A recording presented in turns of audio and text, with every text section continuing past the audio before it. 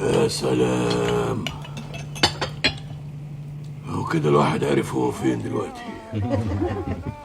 ايه يا عم الحاج، انت بتصوم للزمالك كلها ولا ايه؟ للزمالك وللاهلي وللدوري كله. يا ساتر على اول يوم ده. ولسه بكره يا عم الحاج، هما يومين حفظناهم. ام فهمي تقول اول يوم وتاني يوم رمضان محدش يقرب من ابوكم. ماشي، هما يومين. حاكم كلامهم وفهم يا اوامر. طب ما قلتيش كده لعباده ليه بدل ما كنت تصيت فيه؟ هو انا يا اخويا الحق ده انت عامل زي الاكسبريس اللي طايح واخد في وشه، وهو يعني عباده تايه عنك. السلام عليكم، ازيكم احلى متابعين، عاملين ايه؟ اللهم صل وسلم وبارك على سيدنا محمد وعلى اله وصحبه اجمعين. كل سنه وانتم طيبين. رمضان خلاص قرب يخلص، احنا في العشر الاواخر، اللهم بلغنا ليله القدر. صحيت النهارده بقى متاخر كالعاده يعني. فقلت ان انا هعمل اكله كده سريعه. يعني انا بدات في الاكل ده كانت الساعه 4:30، انتوا عارفين ان المغرب الساعه 6:05. فهعمل اول حاجه رز بسمتي بالخضار. وكنت الحمد لله مطلعه اي حاجه من البروتينات تفك من بالليل، ده اللي انقذني الصراحه. حطيت حله كده فيها شويه سمنه على زيت، وحطيت بصلايه على قد البصل بقى، على قد كميه الرز. انا كنت عامله نص كيلو رز بسمتي، وكنت نقع الرز البسمتي في ميه سخنه قبل ما ابدا. يعني هو ما خدش يعني 10 دقايق او ربع ساعه نقع، عشان كانت الميه سخنه. خلي بالكم لو هتنقعي فتره اكبر من كده حطي ميه عادي من الحنفيه. و لما البصله كده دبلت حطيت طبعا فوق البصله ملح وفلفل.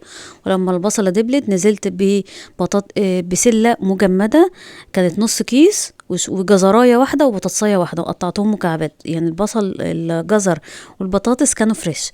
حطيت بقى معاهم التوابل الصحيحه، لورا وحبهان ومستكه و2 لومي، وما كانش عندي قرفه خشب فحطيت قرفه بسيط خالص مطحونه.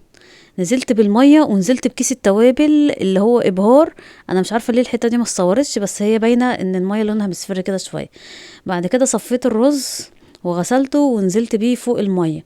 لقيت ان هو محتاج ميه تاني، فبدات ان انا انزل ميه تاني سخنه من الكاتل. الميه اللي انا بستخدمها سخنه، وهبتدي ان انا احط يعني اظبط الحدقيه بتاعتي. وحطيت شويه فلفل اسود كمان، بس كده. وهبتدي ان انا اغطيه لغايه ما يتشرب. مجرد ما يتشرب بالمنظر اللي انتوا شايفينه ده، هتحطوه على العين الصغيره وتحته شياطه. كنت عامل بقى جنبه ايه، مزاليكا او اللي هي الكبد والقوانص، قطعت الكبد والقوانص لوحدها، وقطعت كمان فلفل رومي اخضر واصفر وبرتقاني كده، لقيته عند الراجل كان حلو قوي.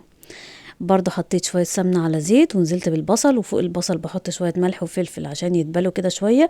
وهحط توم، لان الكبدة سواء بتاعة الفراخ او الكبدة التانية بتحب، لو الكبدة يعني البلد يعني بتحب الكبدة التوم قوي. يعني الاتنين مع بعض كده كومبينيشن كده حلو. فاول ما التوم ريحته طلعت هبدأ انزل بالقوانص. القوانص متقطعة قطع كبيرة، ان هي كده كده بتكش ماشي. والقوانص والكبد انا كنت دعكاهم اصلا مغسولين من اول رمضان خالص، ومدعوكين بشويه بصل وفلفل اسود. هما كانوا اصلا متنضفين بصل وفلفل اسود. لما القوانص خدت لون هبدا انزل بالكبده. اول ما الكبده تغير لون هبدا انزل بالفلفل الالوان. وما حطيتش طماطم خالص ولا صلصه، عشان عايزاها تبقى خفيفه ما تحماش كده على القلب. ونزلت يعني تقريبا بنص كوبايه ميه عشان ما تلزقش في الحل، عشان كمان تكمل سوا. عندي دول وركين مخليين، وعندي بصل ضرباه في الخلاط، وعندي كمان فريك. بس هبدأ ان انا احط شوية توابل كده على الكبد والقوانص، ملح وفلفل وشطة وبابريكا وقرفة بس، وكزبرة. حطيت كزبرة كمان، وديتها كده تقليبة وطفيت عليها، هي كده تعتبر استوت.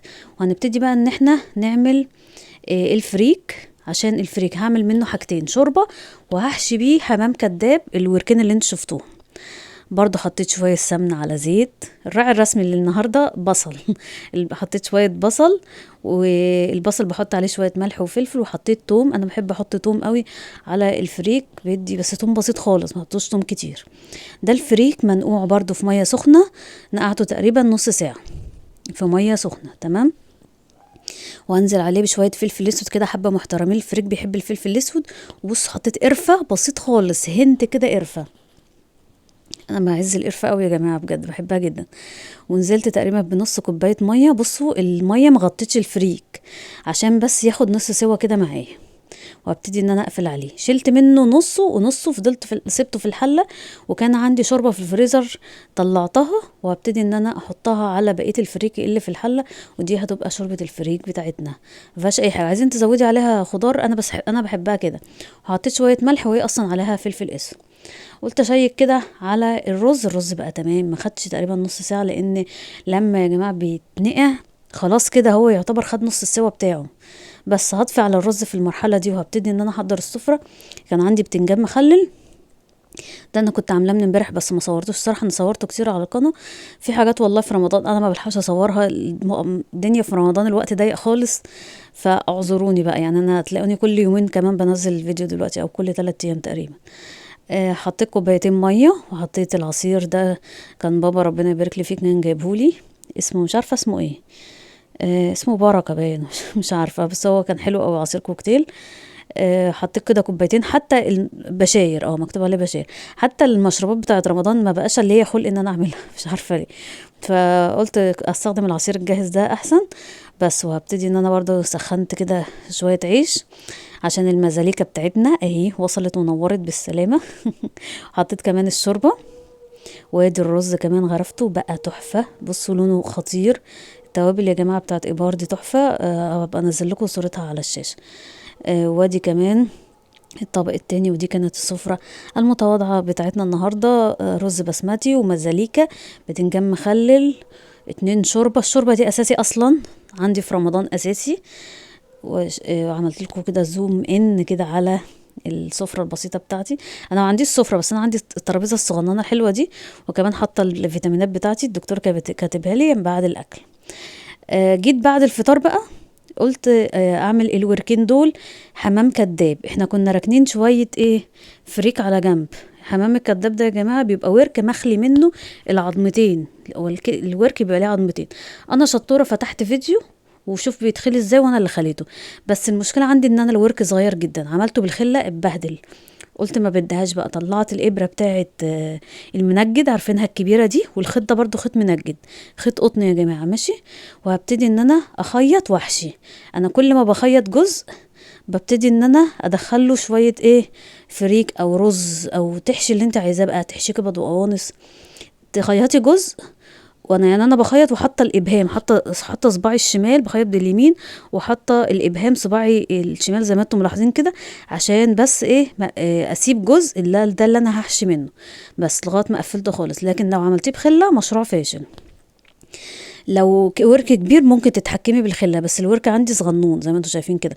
يعني مطلعه حمام كداب، بس حمامايه صغننه خالص يعني كداب وصغننه كمان الاتنين. اللون الاصفر ده يا جماعه عشان اصلا الفراخ دي كنت انا متبلاها، يعني كانت مغسوله برضو ومتبله، فالتوابل هي اللي مديلها اللون الاصفر ده تمام. بس فعماله بقى كده بحشي. والفريك اللي باقي ده هحطه تاني مع الشوربه عادي مفيش مشكله. بس اهو عماله بقفل. بس ده هيخليه بقى لاكله بكره. يعني بصوا سهله خالص، بس هي متعبه الصراحه. يعني هو متعب. يعني الافضل ان انتوا تجيبوه جاهز مخلي من عند الراجل. يعني انا اخدت وقت عقبال ما طلعت منه العظمتين بتوعه.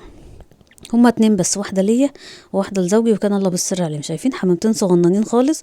حطيت له ميه عادي فيها بصل وفلفل اسود ولورا وحبهان ومستكه وبس كده، وهسيبه ان هو يتسلق. وده الخيط اللي انا استخدمته، ودي ابره المنجد اللي انا استخدمتها، لازم تبقى موجوده معاكي في المطبخ. وده شكلهم بعد ما اتسلقوا بتديلهم بس تحميره.